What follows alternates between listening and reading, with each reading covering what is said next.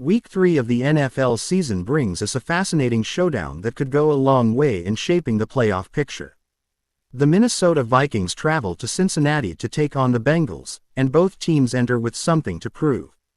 Can the Vikings finally turn all that offensive firepower into consistent wins, or will Joe Burrow and the Bengals remind everyone why they're a legitimate AFC contender?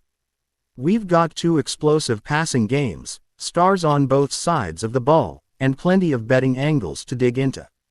If you're looking for moneyline value, ATS trends, totals action, and juicy player props, you're in the right place, because this matchup has it all. The Minnesota Vikings and Cincinnati Bengals face off in Week 3 in a matchup that might not grab every casual fan's attention but has major implications for both conferences and for bettors who are looking for edges in the market. The Vikings come in with a quarterback who has looked sharp at times but has also struggled with consistency, while the Bengals enter the game with a roster that is built to contend but has dealt with questions surrounding health and rhythm early in the season. These two teams don't play often, but when they do, the styles clash in a fascinating way. Minnesota's balanced attack with its star wideout against Cincinnati's pass-heavy offense that relies on timing and execution. Breaking this one down from every betting angle, we're going to look at the moneyline, spread, total, and of course, player props where sharp bettors can often find the most value. Looking first at the moneyline, Cincinnati will likely open as a slight favorite, especially if Joe Burrow is healthy and firing. The Bengals' offense is built around Burrow's connection with Jamar Chase, and when that duo is on, they can beat any coverage in the league. The concern is how well Burrow is moving in the pocket, because when his mobility is compromised, the Bengals' entire offense suffers. Minnesota's defense has improved slightly but still has major holes, particularly against elite passing attacks. On the other side, the Vikings rely heavily on their aerial game, with Kirk Cousins feeding Justin Jefferson and Jordan Addison.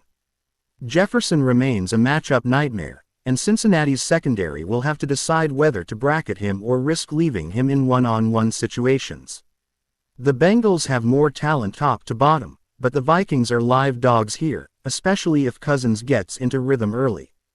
Historically, the Bengals have been a strong home team, but they've lost games like this in the past against NFC opponents who can move the ball.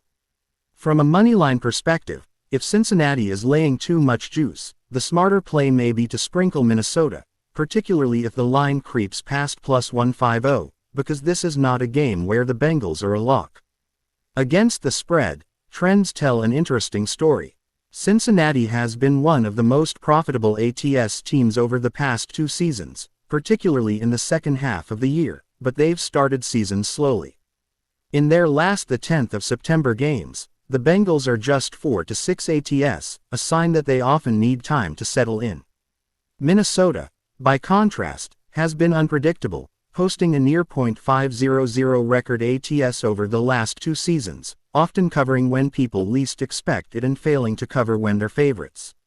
The Vikings as an underdog have been a little better, going 6-4 ATS in their last 10 as dogs, and Cousins has a knack for keeping games within one score even against elite competition.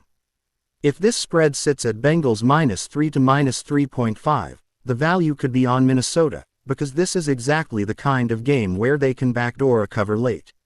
Cincinnati doesn't always put teams away comfortably, and Minnesota's offense has the firepower to score quickly in garbage time if needed. Sharp bettors will keep an eye on where this number moves, but the early lean is that the points could be valuable with the Vikings. When it comes to the total, odds makers will be setting this one in the high 40s or even low 50s because both teams are known for their ability to score. Cincinnati has been more balanced this season with Joe Mixon involved in the run game, but make no mistake, this team's identity is built through the air. Minnesota, meanwhile, has one of the best passing attacks in the league, and their games often turn into shootouts because their defense cannot consistently get off the field. Through the first 2 weeks, the Vikings games have averaged over 50 combined points, and the over has been one of the strongest plays in their contests dating back to last season. Cincinnati has had some struggles early, but when Burrow finds his rhythm, this team can put up 30 points on any defense. Both offenses are capable of explosive plays, and both defenses are susceptible to breakdowns. The pace also leans toward the over. Minnesota ranks in the top half of the league in plays per game, and Cincinnati isn't afraid to air it out early and often. Weather could be a factor if there's rain in Cincinnati, but on a clear day, this sets up to be a high-scoring affair. Bettors should be looking at the over unless the number creeps into the mid-50s, in which case the value becomes trickier. Player props are where this game really opens up. Starting with the Vikings, Justin Jefferson's receiving yards prop is always high, usually set in the 90s, but he clears it more often than not. Cincinnati does not have a corner who can truly shut him down, and even if they bracket him, Jefferson has proven he can still rack up catches. His receptions prop may be safer than yards, especially if the Bengals try to limit the deep ball. Kirk Cousins' passing yardage is another angle. He's thrown for 300+ in multiple games already this season, and with the Vikings' lack of run game, he will be asked to sling it again.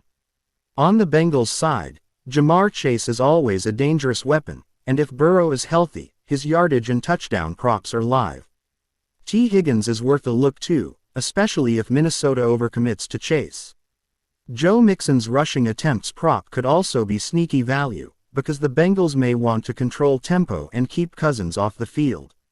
Betting Mixon for anytime touchdown is also reasonable given Minnesota's red zone struggles. Looking at handicapping records and trends, bettors who have consistently played overs in Vikings games have been rewarded with steady profits. Minnesota's defense just hasn't been good enough to keep games low-scoring, and their offense is too talented to stay quiet. Over the last 10 Vikings games, the over has cashed in 7 of them, producing a strong unit profit for those who stuck with it.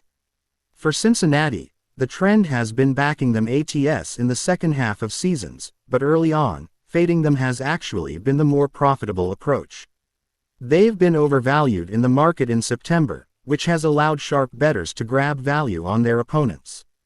Player prop bettors have also cleaned up on Jefferson's reception overs and Burrow's passing attempts overs, 2 plays that have delivered positive unit gains across multiple weeks. When it comes to who's hot, the props stand out more than the sides. Justin Jefferson's reception overs have been automatic cash machines, hitting at an incredible clip.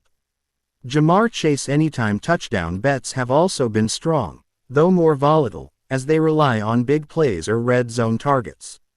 Joe Mixon's rushing attempts have been quietly profitable because Cincinnati often leans on him more than the books expect, especially in close games.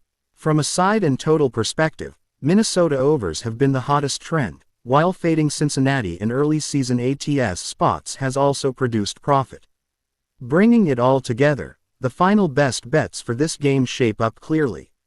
The over looks like the strongest play, given both offenses' capabilities and both defenses' shortcomings. On the side, Minnesota plus the points is attractive, especially if the spread stays above a field goal, because they have the offensive firepower to keep this one close. For props, Justin Jefferson over receptions and Kirk Cousins over passing yards are top-tier plays, while Ja'Marr Chase over yardage and Joe Mixon anytime touchdown round out a strong card. This is a game where bettors should mix totals and props for the most value, rather than going all in on one side or the other. The Bengals may ultimately win, but the Vikings are going to make them work for it, and the scoreboard should light up in the process. That's going to wrap up our breakdown for Vikings vs. Bengals in Week 3. We've covered moneyline, ATS, totals, props, and of course the strongest best bets for this game.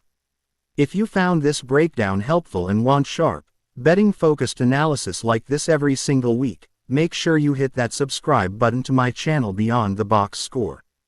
Don't forget to like this video, drop your predictions in the comments, and ring the bell so you never miss a pick. We're cashing tickets all season long, and you don't want to be left behind.